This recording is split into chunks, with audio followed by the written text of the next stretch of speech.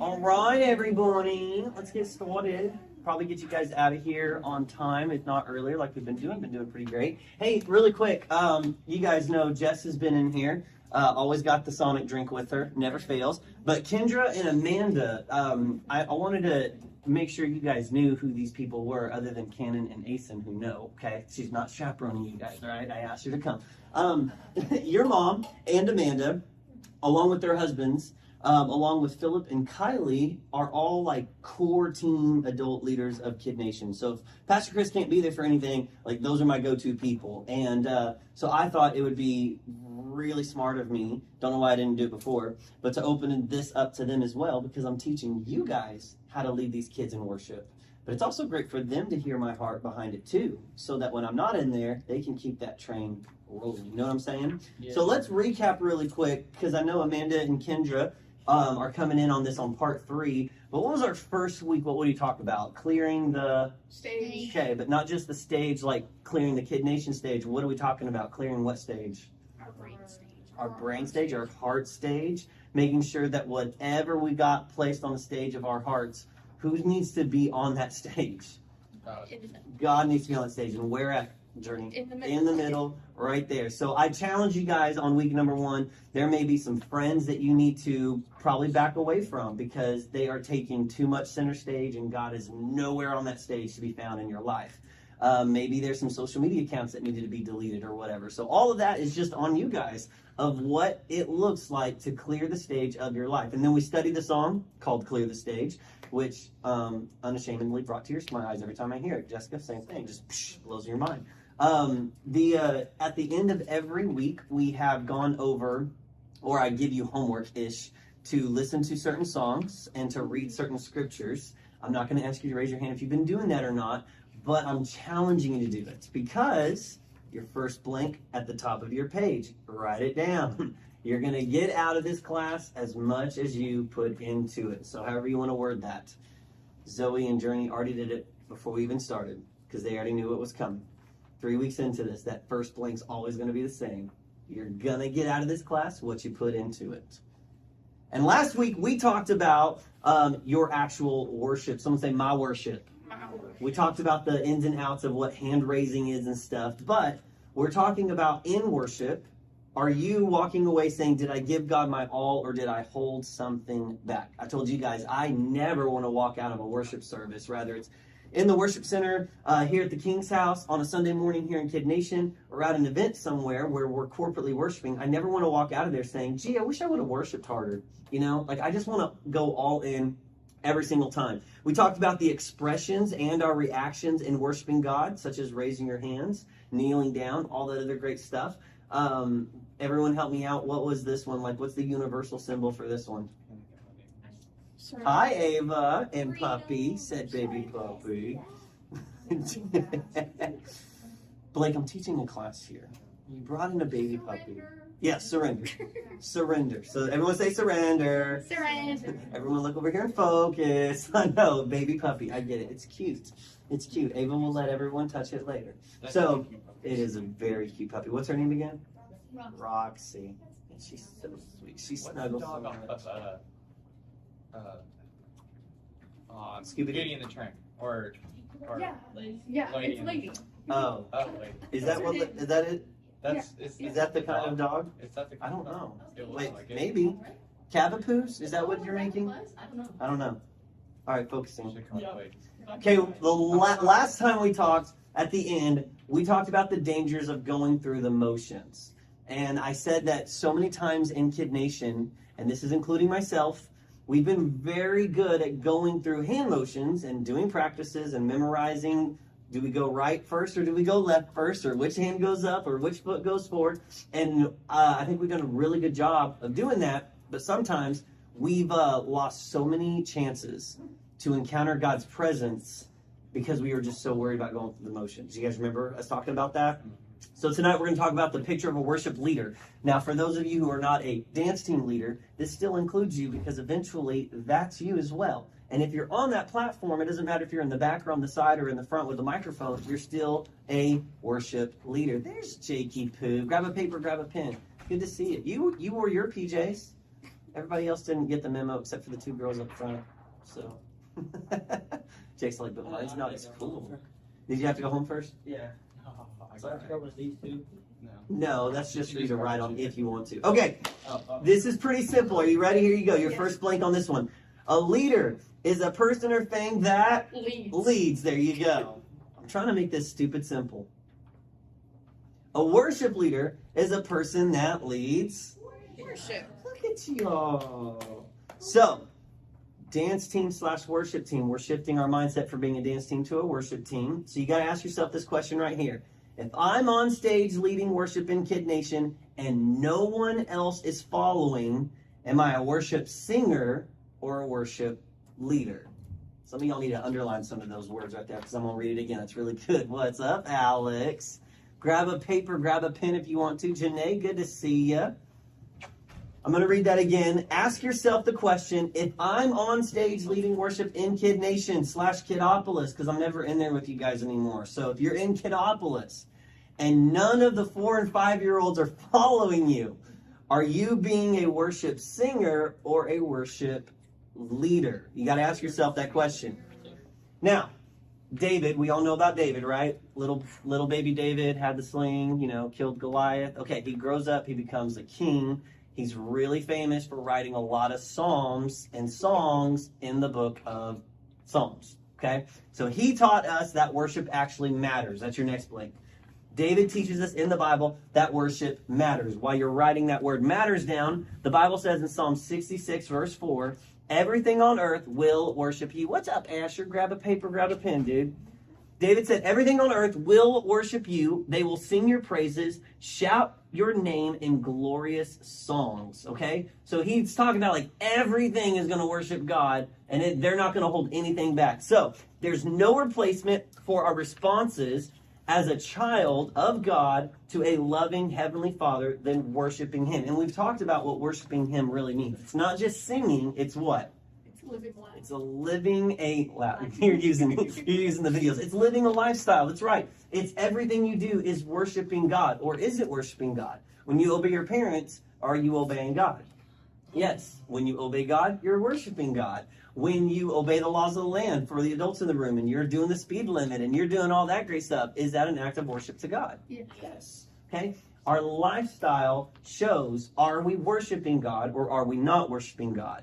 He delights, this is your next blank, He, being God, delights in our worship, and the Bible says He even sings over you. Think about it. That's a pretty cool concept, because here we are on a Sunday morning singing about how we need God more than the air we breathe, or God, I love you so much that I'm going to build my life upon this love. We sing that on Sunday, but the Bible says that He actually sings over you. And think about the songs that we actually sing to God. It's constantly about how much we love Him, right? That adoration that we talked about last week or 2 weeks ago. He sings over you of how much He loves you because you're His kid and He loves you. And I think that's just amazing. In Zephaniah chapter 3, verse 17, it says, the Lord your God is with you, the mighty warrior who saves. He will take great delight in you. Someone say me.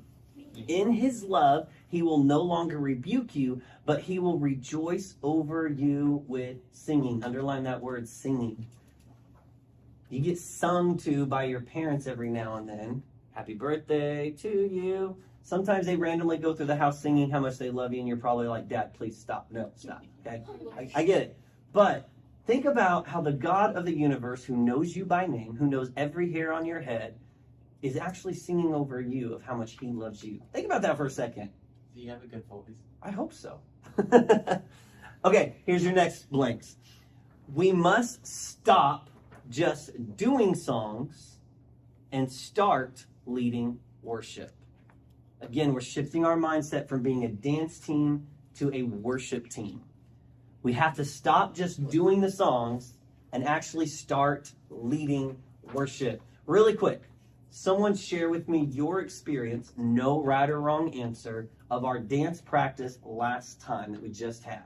The difference, what was the difference that you felt in the moment when we just sat and meditated on the words of the new song and just worshiped God to it before we ever stood up and actually did the hand motions to it. Hi, Abby. Grab a paper, grab a pen. I feel like I actually knew what I was worshiping for.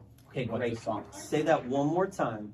I said, I actually knew it. I was singing and dancing to instead of just going by the motions. That's awesome. Anybody else? Did you feel any different? Did you feel like God speak to you in that moment? Or did you just think like, wow, there's more to this than just actually singing a song? Anybody want to share?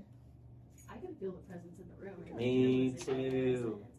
So Yes. that- I mean, I'm over there just wiping away tears like crazy. I told y'all I cry when I'm in his presence because I just love him so much. So it was awesome. And it was a huge difference. And then when we got up on our feet to go through the hand motions, I could tell, like, I could close my eyes, I could hear you, I could open my eyes and I could see you. You guys weren't just doing the motions to learn a song. You were worshiping because you focused on the why behind it. So that's why we got to stop just doing songs and we need to start leading worship. Worship's more than just an activity to fill time at church. In case you guys ever wonder, like, why do we do worship? Why do we do a countdown, we do a game, we do worship? Like, why? It's not to be a time filler because we're telling these kids, just like we're teaching you guys, that no matter what life throws at you, you got to turn your focus on God. And the best way to do that is sometimes through song and dance and just having some fun with it. And then recently, as we started this past Sunday, taking a moment to see what the Word of God says about the next song, focusing on that, like Tanner just said, so that when we're singing the song, now we're connecting the dots a little bit better. So, your next blank. Worship is a response. We've talked about this before too. Worship is a response that we give to God for who He is and how He has changed our lives. And then we get a chance to lead that in an example. Your next blank is this. Do not expect the video or the song to lead the kids in worship for you. Okay? I know I'm highlighting my teen leaders right now who are holding a microphone in hand, but for anyone who ever has the desire to do that, I'm also talking to you. But even if you don't have a microphone, it's still important that even if you're standing in the back, you're doing what with your mouth? Singing, right? And if you don't feel like you can sing really great, you can still at least sing quietly, but still show your mouth that you're singing. Why do you need to show the kids that your mouth is singing? It's because you're worshiping. Well, yes, but You can't always show that you're worshiping in your hand motions. well, that's true too. But even if I can't hear you, but I see your mouth moving, what does that tell me that I should do if I'm following you? And you Sing. should understand. Right? Say the words as well. That's right. So we have to step away from the fact of, hey, in this song, this lady's singing and she's doing a great job and her voice is so pretty. And then in this instrumental part, you can hear her say something like, just lift your hands, let's sing it again. And then you're like, well, I don't have to say anything like that because she's doing that for me. No, you can't expect the song to lead the people that you're in front of for you. Okay, so keep that in mind. We're going to talk a little bit more about that. As a worship leader, because we're not a dance leader, we're not a song leader, we're a worship leader, you have to, not maybe get to, not if I feel like it, but this is your next blank. As a worship leader, you have to navigate and lead the worship time and invite them into the participation. It's a really fancy word for participation. Why? Someone help me out with that. Why is it important that you absolutely have to navigate? It's a big word too, but tell everyone where to go and what to do. Why is that so important to do that throughout a song, Tanner? You looked at me, so I'm just Why is it asking. important to navigate? Yeah, why is it important to navigate? Okay, pause really quick. I'm going to come back to you. So think about it. Zoe, why is it so important that when someone is giving you a ride home from school for the first time and they've never been, why is it important for you to tell them where to turn?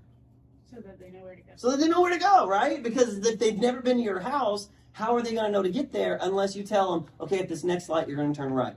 Okay, now turn right. Okay, at the next light, you're going to turn left. Nope, you just passed it. Okay, so at the next light, you're going to turn left. You know what I'm saying? Like, if no one's ever taken you home before, you have to what? Navigate them, right? Okay, so Tanner, why is it so important for us to navigate in leading worship? So they know where to go. So they know where to go. Oh, yeah. See, I made it easy for you. Listen, it's not just something that you start with. A lot of us are really good at saying, good morning, Kid Nation, stand up to your feet, let's worship, put your hands together.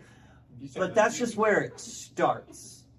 It can't stop where it starts, okay? That's not in your notes, but someone needs to write that down. It can't stop when it starts. Where it starts. Yeah, you can't stop where it starts. Just because Zoe gets in the car with Tanner and Jillian and she needs to ride home from school, and they're like, cool, Zoe, where do you go? Oh, just keep going straight. And then she never gives any indication of what to do next. Like, you can't stop navigating as soon as you start navigating. And it's not with the question of, are you guys ready to worship? Do you ever get a response from that? No.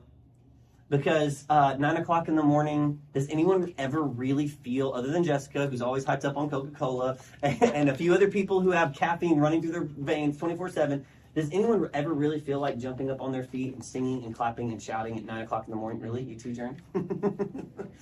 But seriously, sometimes y'all don't even feel like it. Let's be honest, right? It's 9 o'clock in the morning, PC. Do I have to? Why?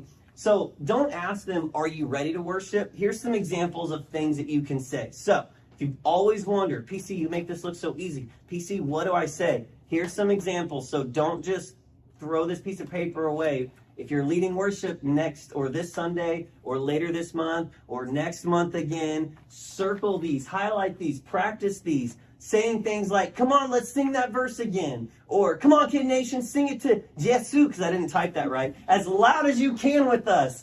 We're jumping this way. Now let's go. And you're pointing to the right or to the left. Come on, sing it from your heart this time, and make them sing louder. Everybody lift up your hands as we sing. And then the chorus hits again. So these are just things that can go in your back pocket. So the next time you have a microphone, Jillian, because you were saying, I didn't know if I know what to say. You didn't do anything wrong on Sunday. You did everything right. Jillian led worship for the first time on Sunday after we've been doing all of this.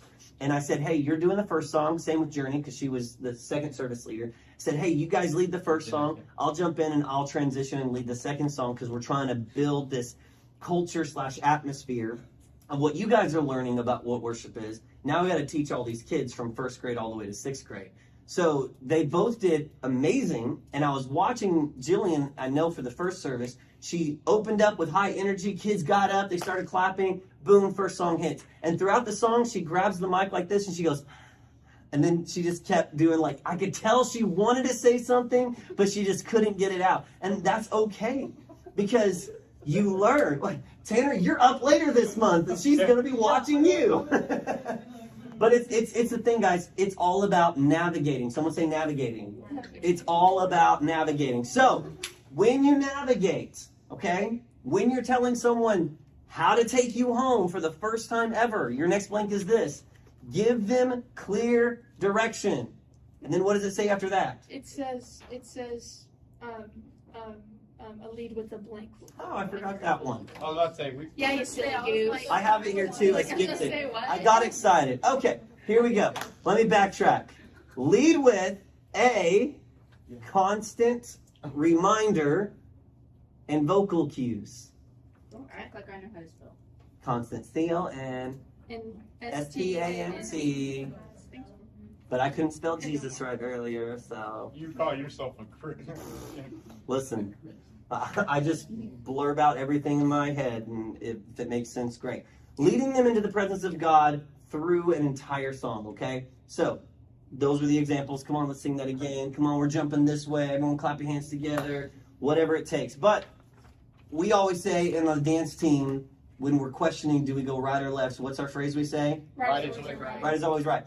But if you're facing the audience like I am right now, and if I say right now, if you're Kid Nation and I'm leading saying, come on, we're jumping to the right, is that your right? Nope. So, right is always right when we're dancing because we know which direction we're going, but leaders, key phrase here, you can't tell them to jump to the right because your team's going to jump to the right, but they're going to jump where? To the left, okay? Yeah, Abby doesn't, I know. Bless your heart, we pray over you every week. All right, so here we go. Now I can go to the blank I was at. Give them clear direction, and then what does it say after that? Then keep giving it, okay? Don't just start with clear direction. You got to keep giving it. Here's the next blank, because I know it's the next blank. It's the one right under that one. I'm looking at it. Constantly Encourage. invite. I like encourage. But constantly invite them. Don't demand them, like, get up off your feet and clap your hands. Okay? That's my fault. Don't demand. Think about it just like I gave the example of Zoe having someone take her somewhere for the first time. It's a journey. You're taking them from, I'm tired, it's 9 o'clock in the morning, or 11 o'clock in the morning, whatever time it is. You're taking them from whatever just happened. Think about it. How many of you guys have actually had an argument with your sibling or parents before you actually walked into the church doors? Yeah, yeah. How many of you guys just had a horrible night, you didn't get hardly any sleep, and you're still here? Yep, Okay, so imagine the way you have felt sometimes. These kids have felt that time. Maybe they just got like a very like big argument with their parents, and they just were told that they're grounded and they can't have their iPad for a week or something like that, okay? In their world, that's a huge thing, okay? But listen, so they're upset. They're frustrated. So how are you going to take them into God's presence to where they're focusing on God throughout the song unless you clearly navigate them all the way through, okay? Yancey, in her book, Sweet Sound, which I gave to all my team leaders, said this about leading worship. What you said before the song has completely escaped their minds and focus. We're talking about leading kids in worship, okay? If you never say anything in the song again, then you'll never get their attention back. Some of y'all need to be underlining that. If you never say anything again, you're never going to get the kids' attention back, okay? If you don't segue between songs, which is what I did this past Sunday, or say something to inspire and motivate them before the next song, then they will never resume what you were wanting to bring that focus back to in the first place. So there's a heavy weight being placed on you guys going from just a dance team to a worship team. And it's a good weight. It's a weight I know you can carry, and that's why I've been jumping on that stage this past Sunday, and I'm going to be doing it for the next several months.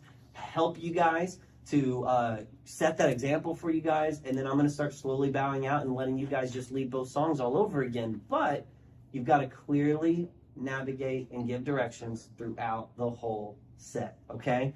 Anybody got questions so far? Okay, what's my time limit? What time is it? Okay. I got time?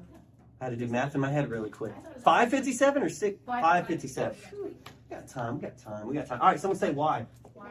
Okay, why are you asking me? Okay, here we go. Leading worship is more about your leadership ability than your musical ability. Now, I haven't heard you guys sing, like karaoke, like one-on-one sing. I don't know if you guys can actually sing on pitch or not. I don't know. You might be able to just blow my mind, and I might be all like, I'm never going to sing in Kid Nation again. Here, this microphone's yours. But I don't care how talented you are when it comes to being a drummer, to know when your beats are. I don't care how talented you are in your vocals. I don't care how talented you are in your memorization skills, and you know it's this many measures before the chorus, and it's this many measures before the bridge. Like, it doesn't matter about that, because leading worship's not about any of that. It's about your what? Your leadership ability, okay? It's your responsibility. Say, my responsibility. It's your responsibility to look and gauge the kids during worship, okay? Because here's the thing. If they're not doing what you asked them to do, what time is it? It's time for another verbal cue and a different way of explaining the direction you're trying to lead them, okay? So if you encourage the kids at the beginning of a song to clap their hands, and in 4 beats they clapped, and then you start singing the verse and they're no longer clapping, but you want them to continue to clap, what do you need to do? All right, guys, put your hands together. Okay? But like in a more exciting way, right? All right, guys, put your hands together. All right, guys, put your hands together. There we go. Okay, listen, they're kids, guys. My son legitimately lives in the moment. And when I say moment, I mean like the second, okay? Because in 1 second, he is alligator tears screaming and crying because something horribly went wrong and his socks can't get on his feet right.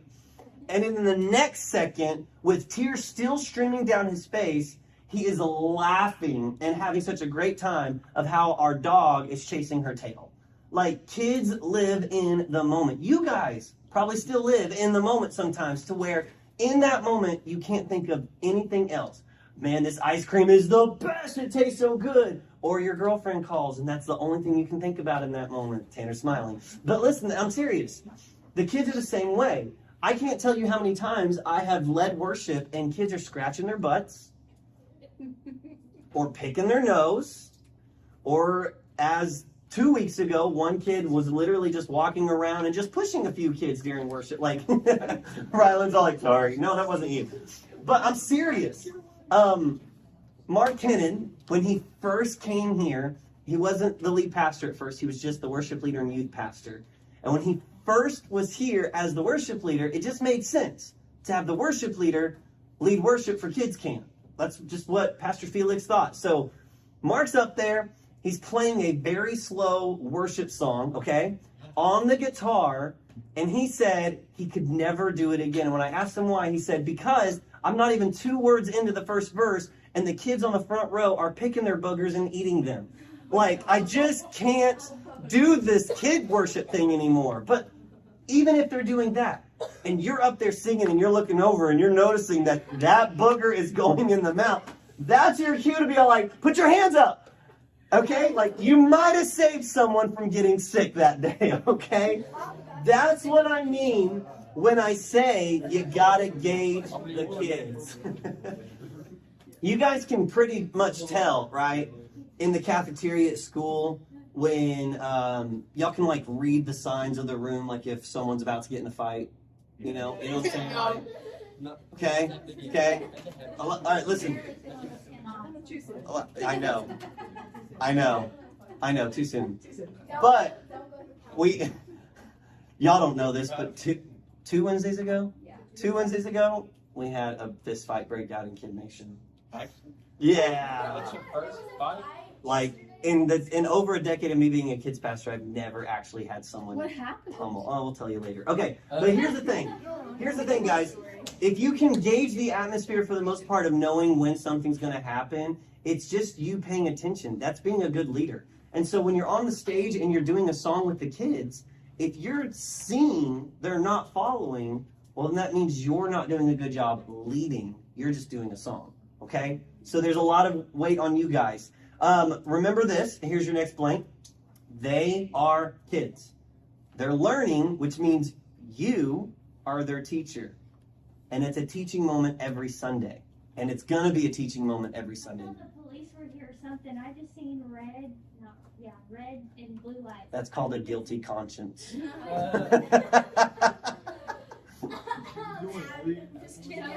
All right, we're doing good on time. Let's do this where it says leading kids in worship. This is something that is going to help you guys tremendously. When I went to the 3rd year School of Worship and Technical Arts at Christ for the Nations, that it's a mouthful, I went through the 3 years of worship. The last one was kind of like the advanced school. Hi, Clay, grab a paper, grab a pen. How was practice? Yeah. We're on the bottom of page 2. Page 2. I will never forget, because I'm excited. This is the advanced school of worship. Like, this school constantly records live worship songs and albums, and like, I'm listening to the teacher, and I'll never forget his lesson, and that's what I'm about to teach you guys right here, okay? You cannot lead someone to a place you've never been, okay? You've heard me say this already before. You cannot lead someone to a place you've never been. This is why every time we're going to be having our dance practices, we are going to be taking time to actually worship together as a team. Even if it's a song we're not actually going to be practicing, we're just going to be taking time to worship together as a team. Matter of fact, I have convinced the worship leader of this church, aka my sexy wife, to lead you guys in a devotional about what worship is. So she doesn't want to, but I encouraged her to, and she said, okay. So 10-minute little devotional spill from her is going to be great. So you can't lead someone where you've never been. Jesus even said this in Matthew chapter 19, let the little children come to me. Okay? Do you guys know why he even said that? I know you do probably, so don't say anything. Zoe, what happened? What was going on in that part of the Bible where Jesus told someone, let the little kids come to me? Some people, like the children, were like trying to talk to Jesus, and some people were like, no, don't.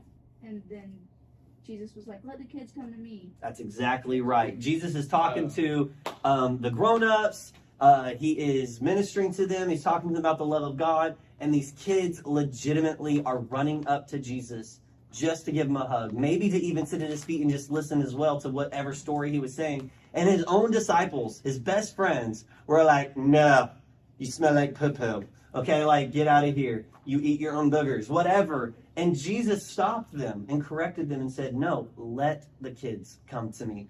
Why do you think Jesus said, let the kids come to me? Because they look down on children. They Well, look down on them. Yeah, But people were looking down on kids. There's a deeper meaning. I'm looking for it. I'm thinking of it.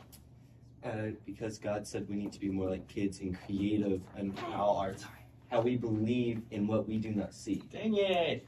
So I was going to rephrase it a different way, but that was beautiful. But listen, No, I liked it. if you tell a kid the tooth fairy is real, do they believe you? Yes, obviously. Okay. If you tell kids, don't eat yellow snow because it's pee And they're and not lemonade, they're going to believe you. Okay? Hold on. Jake's all like, speaking from experience. No. If you tell a kid, y'all are all old enough, if you tell a kid that Santa Claus isn't real, after all the years of them being told, why do they get so upset, guys, when they find out? Because they've been lied to their whole life. Well, there's that, it's but because they trusted you. it's because they trusted you. It's 'cause Okay, they also listen. found strength in that belief. They have faith. Guys, that's why Jesus said we need to be like children, because children will believe anything anyone tells them, and they look up to that person, whether it's a mom, a dad, a worship leader, in Kid Nation, whoever it is, they look up to you, and you could tell them the sky is pink and it's blue outside, and they might believe you. Really? That's Seriously. gaslight. Guys, it's something that keeps me up at night sometimes as a kids pastor. Like, am I really telling the truth of God's word when I tell a Bible story? Or have I been guilty of sometimes saying something that I wasn't sure if it was true or not? It's just something I was told since I've been in church all my life. Like, these are things that weigh heavy on me because we got a responsibility. These kids will soak up anything you tell them. Any example you give them, they look up to you. They want to be like you. Half of you guys wanted to be on the dance team after 2 camps ago because you saw how fun it looked and you looked up to these guys, and now here you are. And you're like, it's not as fun as I thought it was going to be. Listen, it's a lot of work, right? But it's still fun. We still have fun. Okay, childlike faith. This is a lot of big words, but you're going to write in the small ones. Childlike faith, because that's why Jesus said, let little kids come to me. He's not literally talking about let only the 5 and 6-year-olds come to me. Let only the 1st through 6th graders come to me. He's talking about us needing to have that childlike faith because we are his kids. Did you know I'm 35 years old, but I'm still a kid? I'm still a son, right?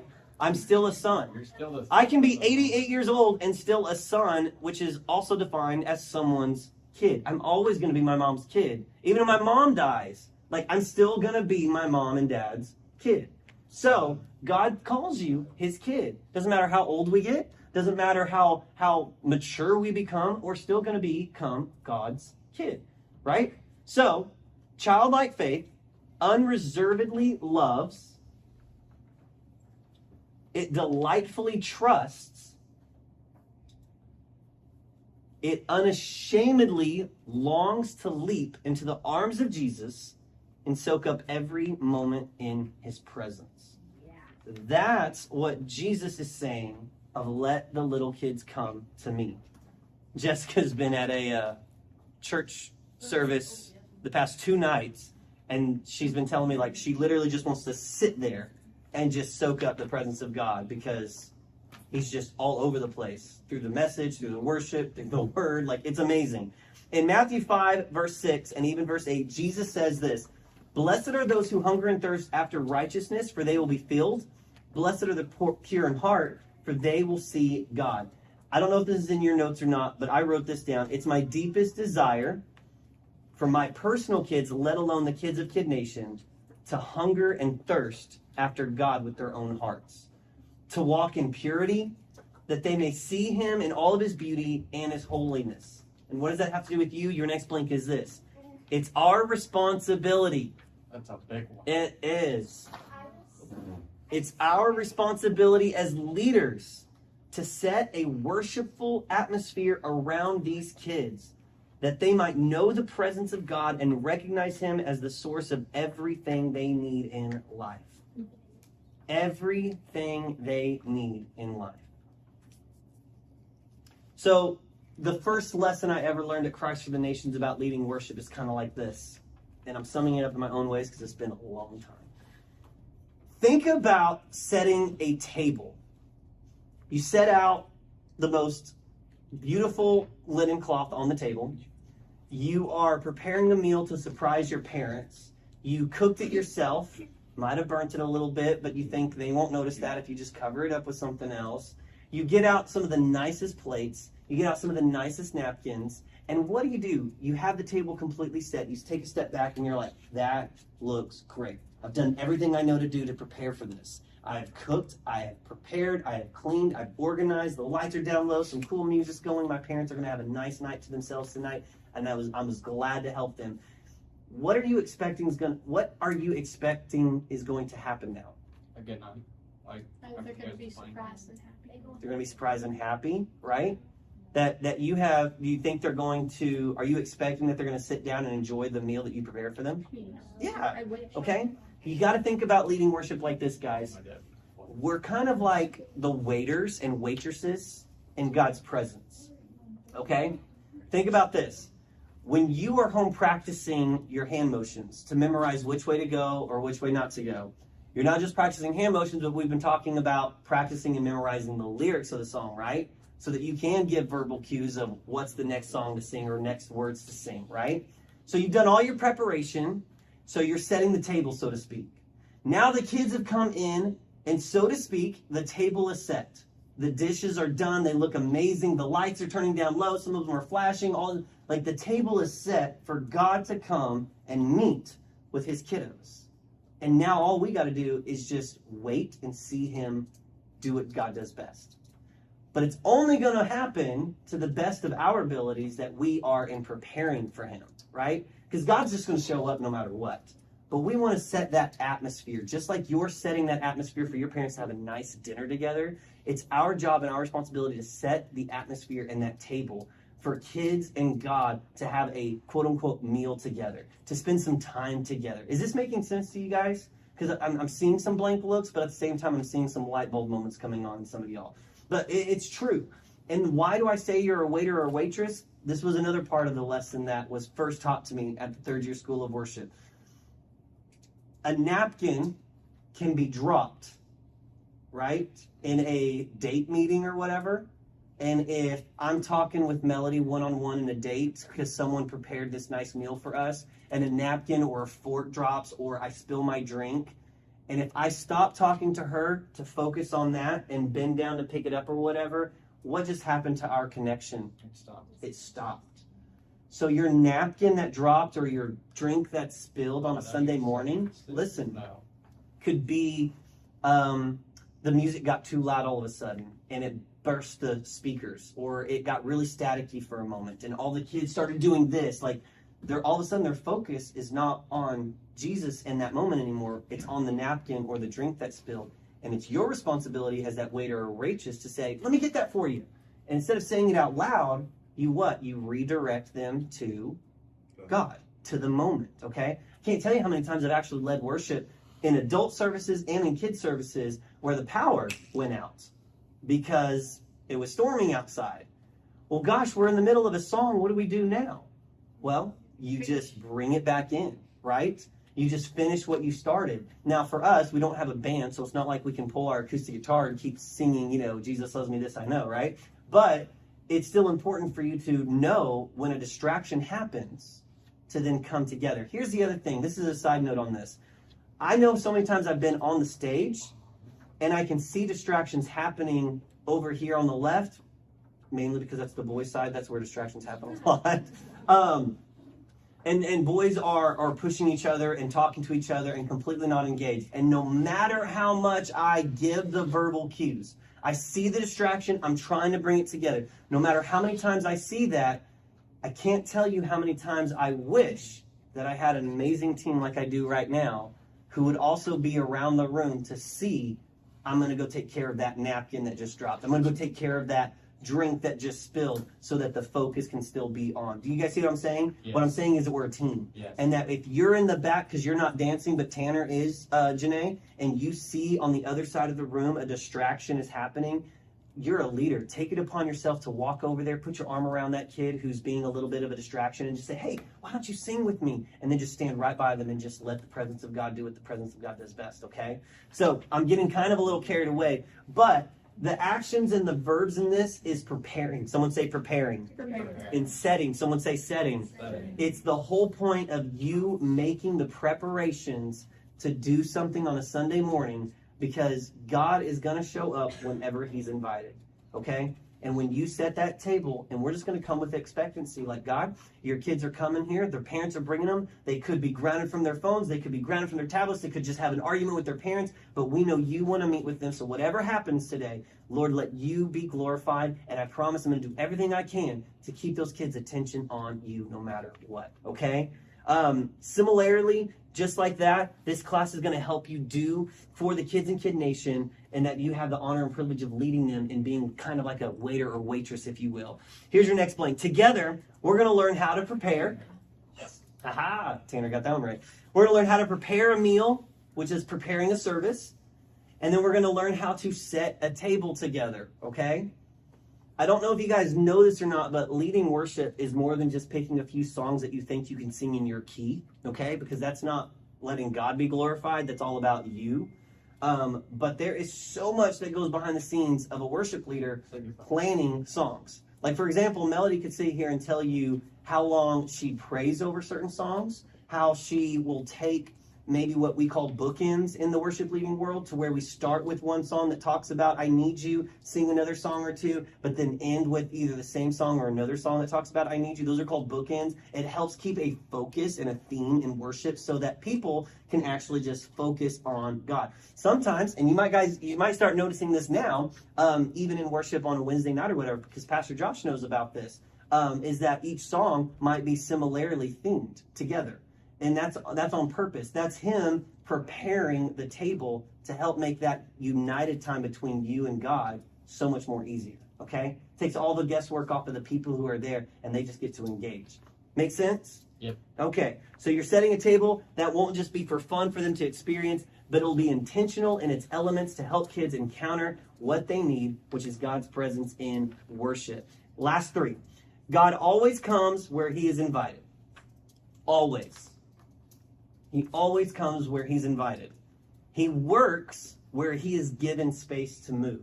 Because he's a gentleman. He ain't just going to bust down the door of your heart, okay? That's why we always have that little phrase in church, like when you ask Jesus into your heart, which means your life, okay? Because some kids have legitimately asked me, like, my heart has a door and Jesus is going to come in it? You know, like, no, yes. Like, trying to explain it to a kid is really hard. But he works where he's given space to move. That's why we invite him. He's already here. He's omnipresent, guys. God is everywhere, always, all the time. But when we verbally say, God, I'm stepping out of the way, we invite you to do what you do best, he's going to move. He releases his presence when we need it. Nope. Sorry. Huh? Ask. No, what's our class all about? Yeah, he releases his presence when we worship. So, the songs I want you guys to listen to this week, again, isn't just to pop it on the radio while you're driving in the car to say you listen to it. Shut off distractions, get in your rooms, turn the lights down low if you need to, and just listen to the words of these songs. The first one is Here in Your Presence by New Life Church. And I put plus reprise because if you look up Here in Your Presence on YouTube or Spotify or whatever, there's a song immediately after that one called The Reprise. I'm telling you guys, when I first heard this when I was your age, because it's an older song, I'm bawling my eyes out because I'm just sitting in my room and I'm hearing this song play for the first time. It's literally singing, God, in your presence, we're undone. God, in your presence, we're made new. And then it shifts over to this reprise, which is basically nothing but just the piano just playing the part of the song. And it's a moment for you to meditate on what you just got done singing. And then all of a sudden, this choir pops in, just singing and worshiping. Like, I'm telling you, the reason why I put live, it's because when you want to get in God's presence, yes, you can pop on a worship song, but there's just something about worshiping with God's people. Even if no one else is in the room, but you can hear hundreds, if not thousands of voices from a live recording lifting up the name of Jesus. I'm telling you, he will move and he will pour his presence when he's invited to do so. And then, of course, we sang this on Sunday, Build My Life. And then here are 2 verses from the book of Psalm where King David, who knows a lot about worship, talks about worship. So again, you're going to get out of this class whatever you put into it. So listen to the songs. Don't listen to the songs. Read the Bible verses. Don't read the Bible verses. Put into practice what we just talked about, or don't. But if you want to go with me to that next level, because I am going there and I want you guys to go with me, that's why I'm doing this class. We just got to actually be serious about what we're about to do, okay? It's awesome, and it's going to be awesome. It was awesome on Sunday. I know it's going to be awesome for you guys. Even tonight, when you guys go to youth, in your PJs, about to have a bowl of cereal and stuff after church. Are you serious? Worship intentionally. Look at me. Worship intentionally. I'm serious. Think about the words you're singing. Why are you singing them? The posture of your hands when you lift them. Are you singing in an I surrender mode? Or are you singing in God, I'm receiving you mode? Like all the things we've been talking about, there's a purpose and a reason behind it. So I'm going to just let you guys go worship tonight and then come worship on Sunday again. And we're just going to keep learning and growing about worship. Sound good? Let me pray with you guys and we'll get out of here. Lord, I love you and I thank you for these amazing leaders. God, I thank you that what you're doing in this place, helping us as the leaders and as the young leaders of Kid Nation establish this life-changing, monumental experience of why we sing to you, the why behind worship. God, I truly believe with all my heart it is going to start shifting and taking the kids of Kid Nation to the next level. But before it takes Kid Nation as a whole to the next level, God, that means us as leaders have to dedicate ourselves to leading worship even on our own, in our own rooms, in our own quiet times, being in your presence, because we cannot lead someone else to a place we've never been. God, I pray a special blessing over all the team leaders right now. God, as they meet with me every weekend before Sunday when they are leading the new songs, God, that you would give them the words that they need to say to continue to clearly navigate these kids through the song. Lord, I thank you that in the moment when nerves kick in and they may forget, Holy Spirit, I thank you that when we just let go and we just let you do what you do best, God, that's all you ask for. So God, as we prepare, as we set this table, even for tonight that Pastor Josh has set for these guys in this room, Lord, may we meet with you and may you do what you do best. We love you in Jesus' name. And everybody says, Amen. Amen. Love you guys.